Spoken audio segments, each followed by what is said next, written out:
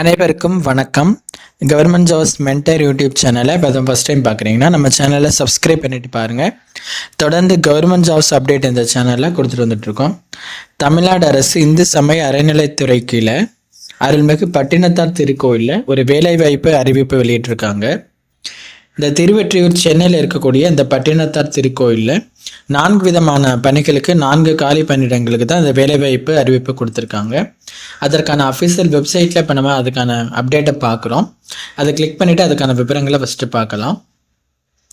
அறநிலையத்துறை அருள்மிகு பட்டினத்தார் திருக்கோயில் திருவெற்றியூர் சென்னை 19 அதான் அதற்கான முகவரி. வேலைவாய்ப்பு விண்ணப்பம் கோரும் விளம்பர அறிவிப்பு. அதில் பாருங்கள், அதில் கீழ்கண்ட விவரப்படியான காலி பணியிடங்களுக்கு தகுதி இல்லை, இந்து மதத்தினை சார்ந்த நபர்களிடமிருந்து விண்ணப்பங்கள் வரவேற்கப்படுகின்றன்னு சொல்லியிருக்காங்க. இதுக்கு அப்ளை பண்ணுறதுக்கான டேட்டு 25/9/2025 25/10/2025 அக்டோபர் மாதம் 25ஆம் தேதிக்குள்ளே நீங்கள் இந்த போஸ்ட்டுக்கு அப்ளை பண்ணியிருக்கணும். அலுவலக வேலை நாட்களில் காலை 10 மணி முதல் மாலை 5:45 நீங்கள் பூர்த்தி செய்யப்பட்ட விண்ணப்பங்களை அப்ளை பண்ணிக்கலாம்னு சொல்லியிருக்காங்க. போஸ்ட்லேயும் அப்ளை பண்ணிக்கலாம், நேர்லேயும் கொண்டு அப்ளை பண்ணிக்கலாம். இப்போ வாங்க பதவிகளை பார்க்கலாம். அலுவலக உதவியாளர், சுயம்பாகி, காவலர், தோட்ட வேலை அப்படின்னு சொல்லிட்டு இந்த 4 பணியிடங்களுக்கான அறிவிப்பு கொடுத்துருக்காங்க. ஒவ்வொரு பதவிக்குமான விவரங்களை பார்க்கலாம். ஃபஸ்ட்டு அலுவலக உதவியாளர் ஒரு வேக்கன்சிக்கு ஒதுக்கியிருக்காங்க. அதற்கான சம்பளம் 12,600 39,900 வரைக்கும் கொடுக்குறாங்க. அலுவலக உதவியாளருக்கான கல்வி தகுதி நீங்கள் 8ஆம் வகுப்பு முடிச்சிருக்கணும். 8ஆம் வகுப்பு அல்லது அரசால் அங்கீகரிக்கப்பட்ட அதற்கு இணையான படிப்பில் தேர்ச்சி பெற்றிருக்கணும்னு சொல்லியிருக்காங்க. குறைந்தபட்ச கல்வி தகுதி 8ஆம் வகுப்பு தேர்ச்சி பெற்றிருக்கணும். அடுத்து சுயம்பாகி, அது ஒரு வேக்கன்சி ஒதுக்கியிருக்காங்க. சுயம்பாகிக்கான சம்பளம் 13,200 41,800 வரைக்கும் சம்பளம் கொடுக்குறாங்க. இதற்கான கல்வி தகுதி தமிழில் எழுத படிக்க தெரிஞ்சிருக்கணும் அப்படின்னு சொல்லியிருக்காங்க. மற்றும் திருக்கோயிலின் பழக்க வழக்கத்திற்கேற்ப நைவேத்தியம் மற்றும் பிரசாதம் தயாரிக்க தெரிஞ்சிருக்க வேண்டும் அப்படின்னு சொல்லியிருக்காங்க. 3ஆவதா பூஜை மற்றும் சடங்குகளை நடத்துவதற்கான வழக்கமான நடைமுறைகளையும் நீங்கள் அறிஞ்சிருக்கணும் அப்படின்னு சொல்லியிருக்காங்க. இந்த குவாலிஃபிகேஷன் இருக்கிற கேண்டிடேட்ஸ் இந்த போஸ்ட்டுக்கு அப்ளை பண்ணுங்கள். அடுத்து நம்ம பார்க்க போகிறது காவலர், அது ஒரு வேக்கன்சிக்கு ஒதுக்கியிருக்காங்க. காவலருக்கான சம்பளம் 10,000 ரூபாய் கொடுக்குறாங்க. காவலருக்கான கல்வி தகுதி தமிழில் படிக்கவும் எழுதவும் அறிந்திருக்க வேண்டும் அப்படின்னு சொல்லியிருக்காங்க. மற்றபடி வேறு எதுவும் அதில் கொடுக்கல. அதனால் தமிழ் எழுத படிக்க தெரிஞ்சிருக்கீங்கன்னா இந்த போஸ்ட்டுக்கு அப்ளை பண்ணுறவங்க பண்ணிக்கலாம். அடுத்து 4ஆவதாக பார்க்க போகிற வேலை தோட்ட வேலை, அது ஒரு வேக்கன்சிக்கு ஒதுக்கியிருக்காங்க. அதற்கான சம்பளம் 11,600 36,800 வரைக்கும் கொடுக்குறாங்க. தோட்ட வேலைக்கு கல்வி தகுதி என்னன்னு பார்த்தீங்கன்னா தமிழில் படிக்கவும் எழுதவும் அறிந்திருக்க வேண்டும் அப்படின்னு சொல்லியிருக்காங்க. இந்த 4 பதவிகளுக்கு தான் அவங்க வேக்கன்சி ஒதுக்கியிருக்காங்க. மொத்த காலி பணியிடங்கள் 4 தான்.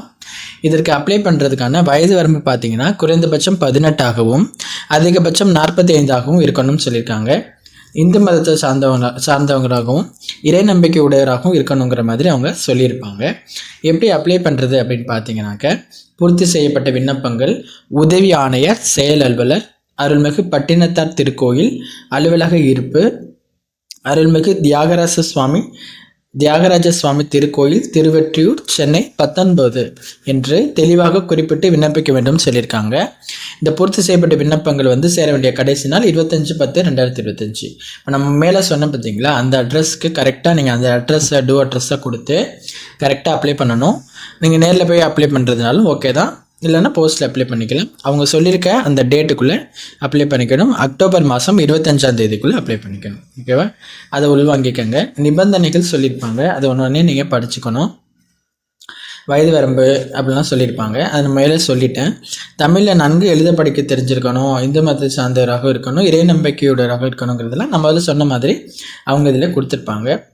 அதை உள்வாங்கிக்கங்க. அந்த நிபந்தனைகளை ஃபுல்லாக படிங்க. இன்னொரு முக்கியமான விஷயம், பூர்த்தி செய்யப்பட்ட விண்ணப்பங்கள் பதிவு தபாலில் ஒப்புதல் அட்டையுடன் மட்டுமே அனுப்ப வேண்டும் சொல்லியிருக்காங்க. இதை நீங்கள் பார்த்து அப்ளை பண்ணும்போது பதிவு தபாலில் அனுப்புங்க, ஒப்புதல் அட்டையுடன் அனுப்பணும் அப்படிங்கிற மாதிரி சொல்லியிருக்காங்க. அது பார்த்துக்கோங்க. அவங்க கொடுத்துருக்க அந்த அட்ரஸ்க்கு அனுப்புங்க. ஓகேவா? அடுத்து நிர்ணயிக்கப்பட்ட கடைசி நாளுக்கு பின்னர் வரப்பெறும் விண்ணப்பங்கள் பரிசீலிக்கப்பட மாட்டாதுன்னு சொல்லியிருக்காங்க. டேட்டுக்குள்ளே அப்ளை பண்ணணும். பூர்த்தி செய்து திருக்கோயிலுக்கு வரப்பெறும் விண்ணப்பங்களில் தகுதியான விண்ணப்பதாரர்களுக்கு மட்டுமே நேர்காணலுக்கான அறிவிப்பு அனுப்பப்படும் சொல்லியிருக்காங்க. இப்போ நீங்கள் அப்ளை பண்ணிட்டீங்க அப்படின்னா அதில் தகுதியான விண்ணப்பங்கள் எது இருக்கோ அவங்களுக்கு நேர்காணலுக்கான அழைப்பு விடப்படும் சொல்லியிருக்காங்க. தனிப்பட்ட முறையில் அழைப்பு விடுவாங்க. பணி நியமன அரசாணை எண் 114 சுற்றுலா பண்பாடு மற்றும் அறநிலையங்கள் அப்படின்னு சொல்லிட்டு விதிகளுக்கு உட்பட்டது அப்படிங்கிற மாதிரி மென்ஷன் பண்ணியிருக்காங்க. அதை செக் பண்ணிக்கோங்க. அடுத்து நோட்டிஃபிகேஷனுக்கு மேலேயே உங்களுக்கு அப்ளிகேஷன் ஃபார்ம் இருக்குது, விண்ணப்ப படிவம். அதில் என்னென்ன கேட்டிருக்காங்கங்கிறது ஒரு கிளங்ஸ் பார்த்துக்கலாம். பெயர், உங்களுடைய முகவரி, உங்களுடைய புகைப்படம், கல்வி தகுதி, அதுக்கான சான்று இணைக்கணும்னு சொல்லியிருக்காங்க. பிறந்த தேதி, வயது, உங்களுடைய சமயம், சாதி, சான்று இணைக்கணும்னு சொல்லியிருக்காங்க. முன்னுரிமையின் விபரம், நீங்கள் வேறு ஏதாவது முன்னுரிமை இருக்குது அப்படின்னு சொல்கிறீங்க அப்படின்னா அதற்கான விபரங்கள் இதை கொடுக்கணும். இதர தகுதிகளுக்கான விபரமும், எக்ஸ்பீரியன்ஸ் இருக்குது, வேறு எதுவும் தகுதிகள் கூடுதலாக வச்சுருக்கீங்கன்னா அதையும் நீங்கள் கொடுக்கலாம். தொலைபேசி, கைபேசி எண், விண்ணப்பிக்கும் பணியின் பெயர். கீழே நம்ம பார்த்த 4 பதவிகளை எந்த பணிக்கு அப்ளை பண்ணுறீங்களோ அதனுடைய பெயர்.